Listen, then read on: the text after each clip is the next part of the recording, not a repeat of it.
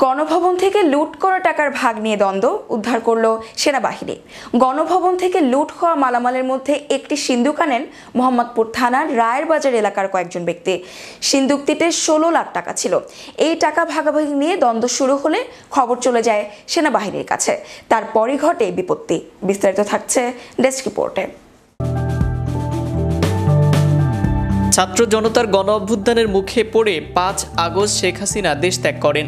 এরপরই একদল মানুষের লক্ষ্যবস্তু হয় প্রধানমন্ত্রীর সরকারি আবাসস্থল গণভবন।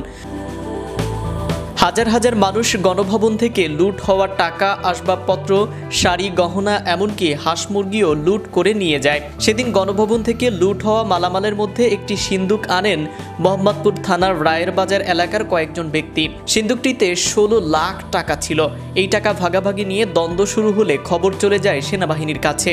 খবর পেয়ে সেনাবাহিনী র্যাবের একটি টিম গিয়ে 8 লাখ টাকা উদ্ধার করে। সোমবার রাতে রাজধানীর মোহাম্মদপুর থানার রায়ের বাজার বটতলা এলাকায় টাকা উদ্ধার করা হয়। নাম প্রকাশ না করার শর্তে সেনাবাহিনীর এক কর্মকর্তা বলেন, গণভবন থেকে সিন্দুক আনেন 5 থেকে 6 জন ব্যক্তি। এরপর তাদের মধ্যে একজন কিছু টাকা নিয়ে গ্রামের বাড়িতে চলে যান।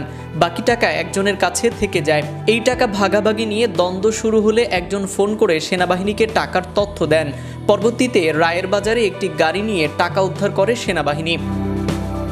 প্রত্যক্ষদর্শীরা জানান, একজন ব্যক্তি সেনাবাহিনীকে জানান তার বাসার পাশে একটি ব্যাগে টাকা পাওয়া গেছে।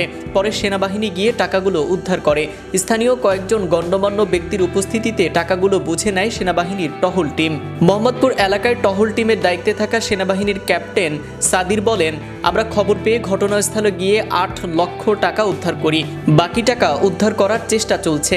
এই ঘটনায় কেউ আটক নেই।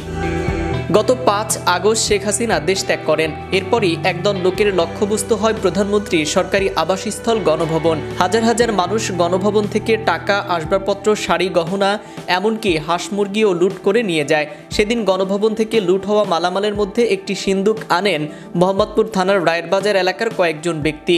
সিন্দুকটিতে 16 লাখ টাকা ছিল। ওই টাকা ভাগাভাগি নিয়ে দ্বন্দ্ব শুরু হলে খবর চলে যায় আইন শৃঙ্খলা রক্ষাকারী বাহিনীর কাছে। খবর পেয়ে নিরাপত্তা বাহিনী র্যাবের একটি টিম গিয়ে 8 লাখ টাকা উদ্ধার করে। প্রত্যক্ষদর্শীরা জানান, একজন ব্যক্তি সেনাবাহিনীকে জানান তার বাসার পাশে একটি ব্যাগ রাখা আছে। পরে সেনাবাহিনী গিয়ে টাকাগুলো উদ্ধার করে। Naim Ahmed, channel Europe, news desk.